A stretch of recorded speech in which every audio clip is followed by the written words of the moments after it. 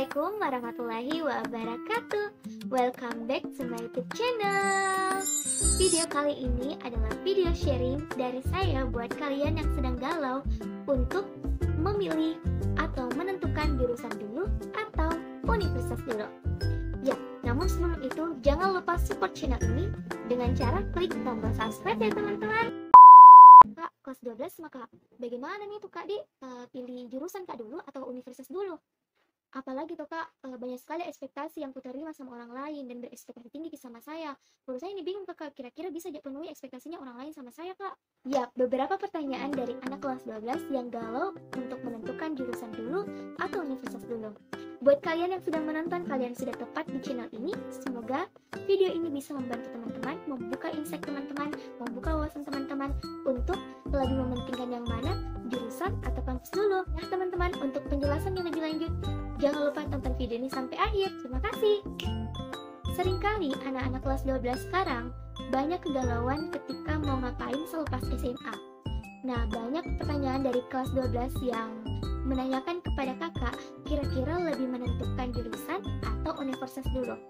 Sebelum itu, saya mau sharing pengalaman selama kakak berproses menuju bangku perkuliahan. Kegalauan adik-adik kelas 12 sekarang itu hal yang wajar kok. Cuma teman-teman harus bisa mengelola dan mencari solusi kira-kira kegalauan itu bisa diatasi dengan cara apa. Kegalauan adik kelas 12 sekarang sama juga yang pernah saya rasakan ketika saya juga masih kelas 12 dan berproses untuk masuk bangku perkuliahan. Berjuang masuk perguruan tinggi negeri itu memang tidak semudah dengan apa yang dipikirkan ya teman-teman. Teman-teman harus bisa menentukan keputusan yang besar, kira-kira habis SMA kalian mau ngapain? Kira-kira habis SMA kalian punya perencanaan apa ke depannya? Seringkali di benak pikiran anak kelas 12 sekarang itu bahwa masuk ke kampus favorit itu merupakan sebuah kebanggaan. Memang benar sih teman-teman. Tapi satu hal yang teman-teman harus tahu, kalau kalian tidak lulus di kampus favorit, bukan berarti kalian gagal. Kalian harus punya prinsip atau niat yang baik ketika ingin melanjutkan masuk ke perguruan tinggi. Kira-kira kalian masuk ke kampus favorit itu untuk apa sih? Bukan karena untuk mengesankan banyak orang kan? Bukan karena gengsi atau merasa terkucilkan karena kita tidak masuk kampus favorit. Hal sederhana ini harus kalian perhatikan baik-baik karena jangan sampai mindset teman-teman itu kalau kita masuk di kampus favorit itu kita gagal atau kita tidak dianggap keren. Waktu kelas 12 dulu, banyak teman-teman sekitar kakak itu lebih mementingkan universitas daripada jurusan. Namun setelah kakak pikir-pikir bahwa ini kurang tepat sih bagi saya. Jurusan itu adalah bagaimana teman-teman menentukan passion dan minat teman-teman untuk menekuni bidang di masa perkuliahan nanti. Sementara universitas memang kebanggaan buat kalian yang masuk ke kampus favorit. Tapi, nama kalian itu tidak besar dengan nama kampus. Tapi bagaimana teman-teman bisa memberikan dampak positif yang membuat nama kampus kita itu bisa dikenal banyak orang.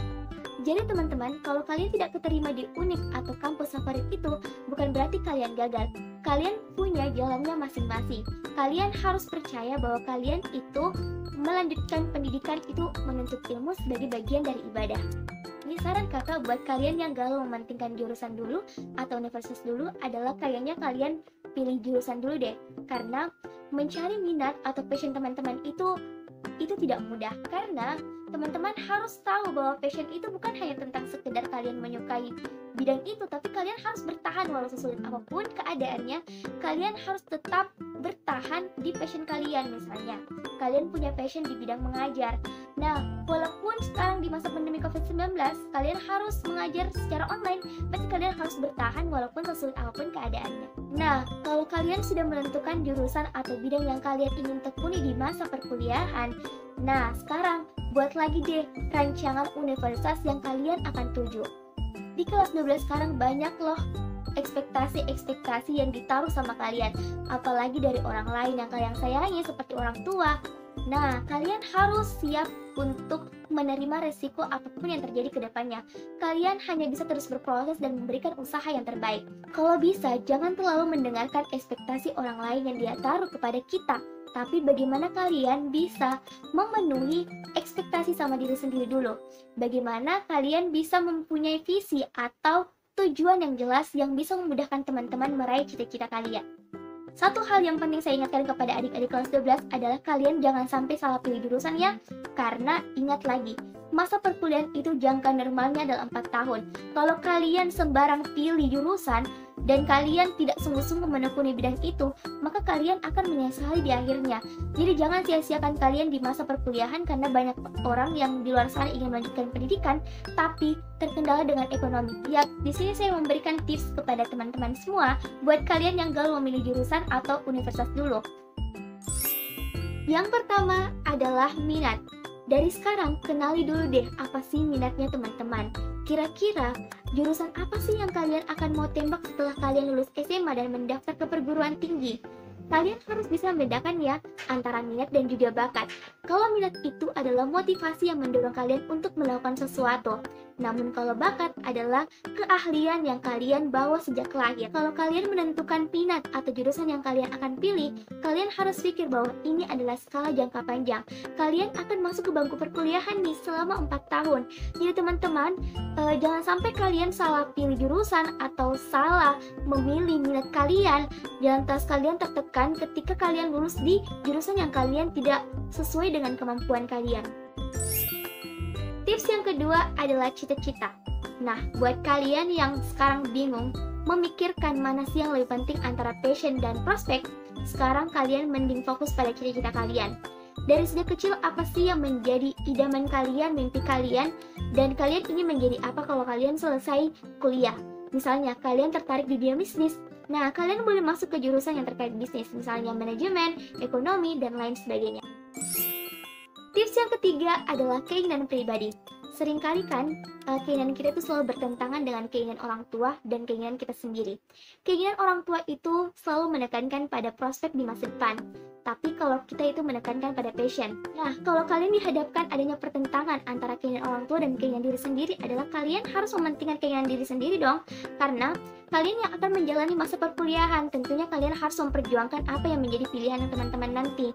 Dan juga, kalian harus menciptakan kepercayaan kepada orang tua bahwa kalian ini memilih jurusan ini sesuai dengan passion kita dan bakal sungguh-sungguh menjalani dengan sukacita. Tips yang keempat adalah potensi.